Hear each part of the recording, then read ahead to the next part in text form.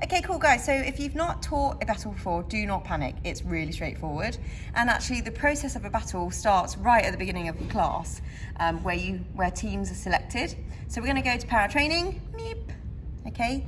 And what happens here is, and this is something that will happen every single time you teach, each bike will be randomly selected, each bike that's connected will be randomly selected into 2 teams, okay? So you've got your team 1 in purple here, so all your bike numbers will come up, and you've got team 2 in orange here, okay? So again, randomly selected, okay?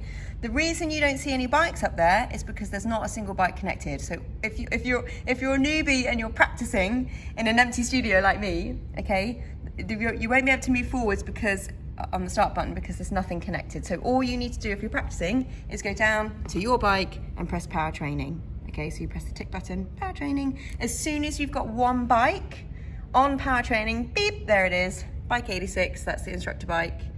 Cool, as soon as you've got one bike up there, you can then skip forwards. Something that's really important to reference here is what team everybody is in, okay? So you've got to give a heads up for what teams everyone in. So what I recommend is you go, okay, team 1, give me a hands up if you're in team 1, give me a wave, alrighty? And the same for team 2. And it's up to them, the riders then, to remember which team they're in, okay? If you don't do that at this point, you're a little bit screwed when it comes to the battle because you just have to wait until the end of the battle to find out which team you're in. So again, it's really important just to reference who's in what team. This is a really nice point as well to say to people, oh, your bike number's at the top of your screen. And yeah, just let them know team 1 hands up, team 2 hands up. Again, they've been randomly selected. So now you're on, you can just go start.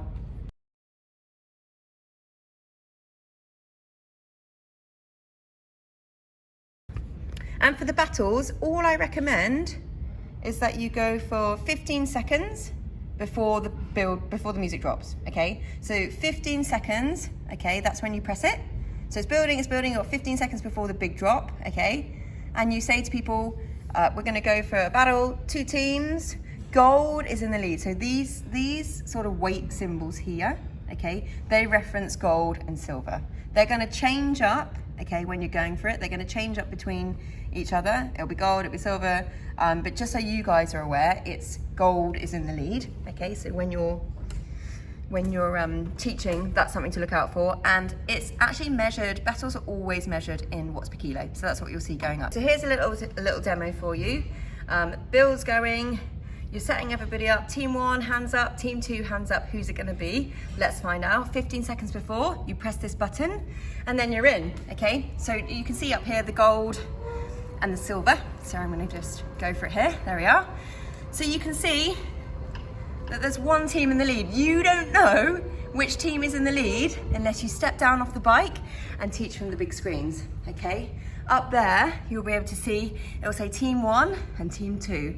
So I recommend for battles, you come down and teach from the big screen, okay? Otherwise you're kind of guessing which team is in the lead. So heads up, stepping down for battles, coaching from the screen. Otherwise you won't see which group is in, which team is in the lead. And once you're done with the battle, 3, 2, 1, boom. Team 1, that's me. Team 1 wins, bike 86. That's it. There's no off button for this screen. This screen just disappears after about 15 seconds. But that's actually a really nice reference as well. If people don't know what team they're in, they can see it there at the end of the battle. You can just reference. Guys, if you've forgotten which team you're in, their bike numbers will be up there. And that's it, guys.